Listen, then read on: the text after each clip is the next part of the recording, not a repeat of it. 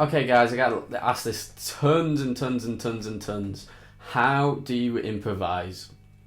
So, number one is I think you should have a look at other guitarists.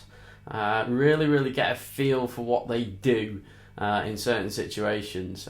So listen with your ears is probably the most important thing, along with listening to other people. Number two, really understand the music that you're trying to improvise over. If you don't know what's happening in the rhythm guitar or the piano or whatever it may be, then you're not really going to get the best improvisation that you can. So have a look at the chords that they're underneath, have a look at the notes that they're using, and base the notes that you use off them. And if you can throw in other notes that that add a little texture and a bit more interesting kind of aspect on things, then do so. But you've got to really understand what's going on, because otherwise you will select notes and they definitely won't fit, and you'll be kind of having a bit of a guessing game of what you're going to do and where you're going to go. So just start with really simple. Find like a backing track that only has like 2 chords. Learn the chords that are there and try and see if you can improvise around them chords. Okay, so technique number 3 kind of follows on with the with technique number 2, is to learn arpeggios. So don't always just learn a scale and just keep to that scale.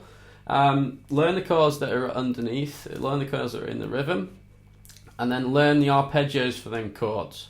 So not only can you use a certain scale, but you'll also be able to use the arpeggios as well, and so it'll give you a lot more variety in what you can do. Okay, so technique number 4 that I like to do is think of a melody in your head. If you're listening to a backing track, don't pick up the guitar first of all.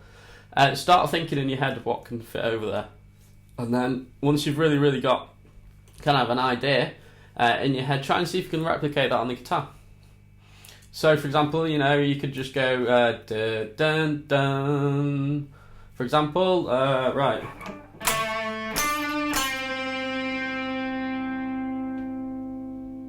And that could lead somewhere else.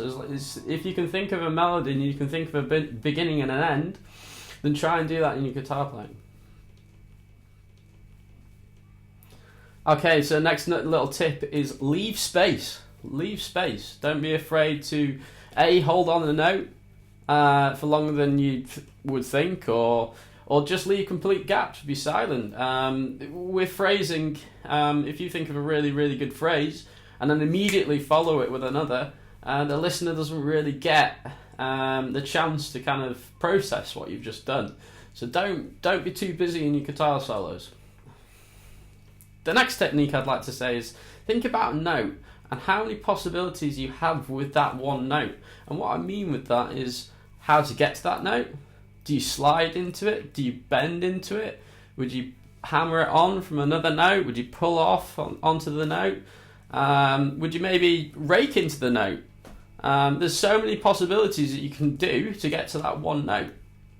So if you've got one note in mind and you've always bent to that note, for example, try sliding to that note. Try pulling off from a higher note. Think about what you can do and what would make you stand out from anyone else. Okay, guys, so there's some quick tips on how to guitar solo and use them. Please do bear them all in mind because they're really important. For now, guys, hope you have fun, and I'll see you in my next video.